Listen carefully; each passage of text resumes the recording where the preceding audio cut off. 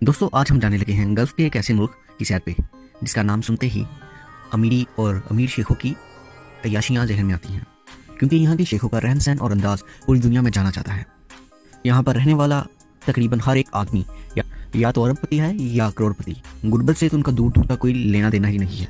इनकी अमीरी का अंदाज़ा आप इस बात से भी लगा सकते हैं कि इतने शेयर्स मुल्क बरतानिया के पास लंदन में नहीं है कि जितनी इन्वेस्टमेंट इन्होंने कतर में कर रखी है। इसके अलावा आपको ये भी बताते चले कि 2016 में अमेरिका में सबसे ज़्यादा इन्वेस्टमेंट करने वालों में चौथे नंबर पर नाम कतर का था। अमेरिका के मैनहट्टन एरिया में पिछले 2 सालों में कतर ने तकरीबन $6 बिलियन की इन्वेस्टमेंट की है। दोस्तों ये तो आपने सुना ही होगा कि अपना माहौल बदलने के लिए अपनी सोच बदलनी पड़ती है, बगैर सोच बदले माहौल नहीं बदला जाता। कतर इसकी बेहतरीन मिसाल है, क्योंकि अगर देखा जाए तो कुछ साल पहले ही कतर में रहना नामुमकिन सी बात थी। इधर के लोग एक छोटी सी फिशिंग इंडस्ट्री पे अपना गुजारा करते थे, लेकिन इस वक्त कतर ने दुनिया के तकरीबन हर ममालिक में ही अपनी कुछ ना कुछ इन्वेस्टमेंट की हुई है। इसके अलावा इस वक्त कतर उन ममालिक में गिना जाता है जहाँ पे सिंगापुर के बाद सबसे ज़्यादा लोग और सबसे ज़्यादा अमीर तरीन लोग रहना चाहते हैं। दोस्तों कतर के बारे में बहुत कम लोग ही जानते हैं। दुनिया में पहले नंबर पर आने वाला यूरोप और अमेरिका से भी ज़्यादा अमीर तरीन यह मुल्क है कतर है। हाल में ही कतर ने 1 लाख पाकिस्तानियों को मुलाजमत दी है। इसके साथ साथ 1000 पाकिस्तानियों को शहरियत भी देने का फैसला किया है। इसके अलावा तमाम पाकिस्तानी बगैर वीज़े के भी इधर जा सकते हैं। चले आए फिर कतर की छुपी हुई हकीकत से आज हम पर्दा उठाते हैं। फॉरेन वीज़ा इन्फो चैनल में पहली बार विजिट करने वाले सभी दोस्तों से दरख्वास्त है कि सब्सक्राइब के बटन पर क्लिक कर दें। कतर जिसका ऑफिशियल नाम स्टेट ऑफ कतर है, जिसे अरबी ज़ुबान में दौलत कतर भी कहा जाता है। कतर मशरिक़ अरब का एक आज़ाद मुल्क है जो अपने महल वकूफ़ के एतबार से एक अलग ही वैल्यू रखता है। कतर का नाम तकरान से निकला है, जिसका मतलब तारकोल की ज़मीन है, क्योंकि ये मुल्क ऑयल और गैस की दौलत से मालामाल है, इसीलिए इसका नाम कतर रखा गया। कतर का दारुल हुकूमत दोहा है और अजीम तरीन शहर भी दोहा ही है, और मुल्क में तकरीबन 90% आबादी भी दोहा में ही रहती है। इसकी जनूब सरहद सऊदी अरब से मिलती है। शुमाल मशरिक में बहरीन है और शुमाल मगरिब में खलीज फारिस है। कतर एक इस्लामी रियासत है जिसमें शरीयत और कानून इस्लाम के लिहाज से ही नाफिज है, यानी कि तमाम मुजरिमों को जो सज़ा है वो इस्लामी कानून के मुताबिक ही मिलती है। कतरी बहुत ही मुहज़्ज़ब माने जाते हैं। कतर में अक्सर सऊदिया अरब की तरह इमाम अहमद बिन हम्बल और इमाम शाफी के पैरोकार हैं। कतर की कौमी ज़ुबान अरबी है, पर इधर इंग्लिश सबसे ज़्यादा बोली जाती है। इसके अलावा उर्दू, हिंदी, नेपाली और इस तरह की बहुत सी ज़ुबानें भी बोली जाती हैं। 1971 में बरतानिया से आज़ादी हासिल करने के बाद ये मुल्क वजूद में आया। यहाँ का जो मुल्की निज़ाम है वो हुकूमती बादशाहत है। यहाँ पे सानी खानदान की बादशाहत है, पीढ़ी दर पीढ़ी चलती आ रही है। तकरीबन सारे इख्तियारात मुल्क के अमीर के पास होते हैं। सरबराह है, मजलिस अशूरा के पास कानून बनाने के इख्तियार हैं, मगर आखिरी फैसला अमीर का ही होता है। कतरी कानून सियासी जमातों के क़याम की इजाज़त नहीं देता। ना ही कोई ऐसी तंजीम मौजूद है जिसका काम शहरी हकूक़ या हुकूमती मामलात में मुंतकिली या किसी किस्म का हुकूमती मामलात के मुताल्लिक हो। मुल्क का बादशाह तमीम बिन हामिद बिन खलीफा सानी है। वज़ीर आज़म अब्दुल्ला बिन नस्र बिन खलीफा सानी है। कतर का झंडा महरून और वाइट कलर का है। इसका जो 9 किंगरों से पवस है, जो इस बात को जाहिर करता है कि ये खलीज ममालिक का 5वां रुकन है। इसके और बहरीन के झंडे का रंग तकरीबन मिलता जुलता है। यहाँ सियाहों के देखे जाने वाली काफ़ी जगह हैं, जिनमें से कुछ दर्ज झैल हैं। Aladdin kingdom, entertainment centre, crunch park है। कतर दुनिया की अमीर तरीन माशियत होने पर आलमी सतह पे बहुत अहमियत रखता है। कतर के यूरोपियन ममालिक के साथ बहुत अच्छे ताल्लुकात हैं। एस्पायर्स ऑन स्पोर्ट अकेडमी ये 240 हेक्टर रकबे पे फैला दुनिया में सबसे बेहतरीन और सबसे बड़ा स्पोर्ट्स स्टेडियम में से एक है, जिसमें मेडिकल, मस्जिद, पार्कलैंड, रेंटल एरिया, इसके अलावा इंटरनेशनल स्पोर्ट्स स्टेडियम और एजुकेशनल क्लासेस वगैरह भी होती हैं। कतर का सालाना GDP तकरीबन $358 अरब है, जो कि दुनिया में 51 नंबर पर आता है। यहाँ की फ़ीकस आमदनी $1,28,000 सालाना है, जो पाकिस्तानी 1,72,00,000 रुपये बनता है।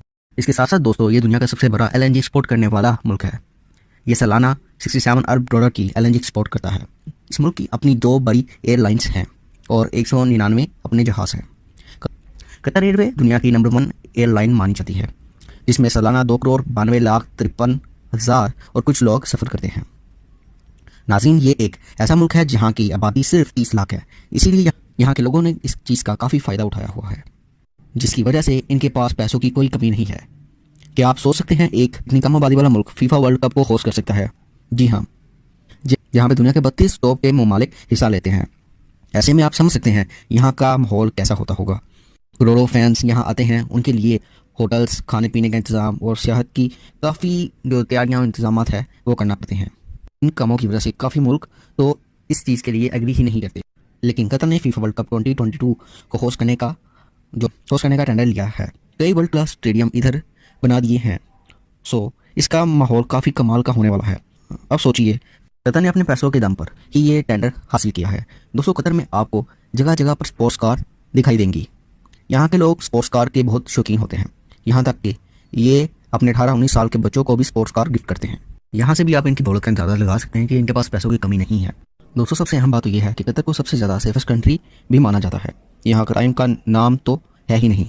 यही वजह है कि पिछले कुछ सालों में यहाँ टूरिज्म बहुत बढ़ गई है। वैसे भी यहाँ के कानून इतने सख्त है कि अगर उनको तोड़े या उनकी खिलाफवर्जी करे तो उसे पूरी उम्र जेल में गुजारनी पड़ेगी। इसके साथ साथ दोस्तों, यहाँ के जो लोग हैं वो बहुत ज़्यादा आलसी हैं। इनके पास इतना पैसा है कि वो खुद कोई काम करते ही नहीं।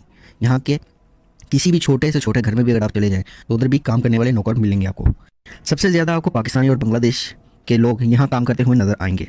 जैसा कि आप जानते हैं, यहाँ 2022 का फीफा वर्ल्ड कप की तैयारियां चल रही हैं। जब इधर सर्वे किया गया तो पता चला कि यहाँ के मजदूरों की हालत बहुत ख़राब है।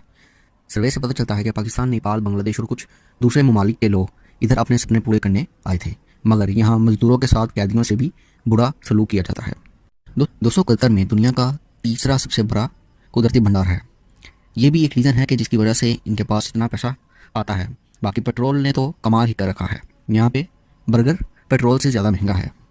इसीलिए कतर दुनिया के बाकी दूसरे ममालिक में अपना जो तेल है वो एक्सपोर्ट करता है। दोस्तों, कतर काफ़ी छोटा मुल्क है, मगर ये बहुत ज़्यादा पावरफुल भी है। इसीलिए 180 मुल्क के लोग यहाँ काम कर रहे हैं। कोई बड़ी डेजिग्नेशन पे है और कोई छोटे लेवल पे मजदूरी कर रहा है। इसके अलावा यहाँ दुनिया की सबसे बेहतरीन ऊँटों की रेस भी होती है। यहाँ के अल-शानिया कैमल रेसिंग ट्रैक में अक्टूबर से फरवरी तक ऊँटों की रेस देखने को मिल जाएगी और इस रेस को देखने के लिए हज़ारों लोग बहुत दूर से आते हैं। तो इसके साथ एक अहम चीज़ ये भी है कि कतर में दीपल नाम से एक आइलैंड भी है। इसका नाम दीपल इसलिए रखा गया क्योंकि इसकी शेप बिल्कुल मोती जैसी है। इसके इर्द गिर्द बने हुए 31 बड़े बड़े अपार्टमेंट इस आइलैंड की आइकन की शेप के हैं।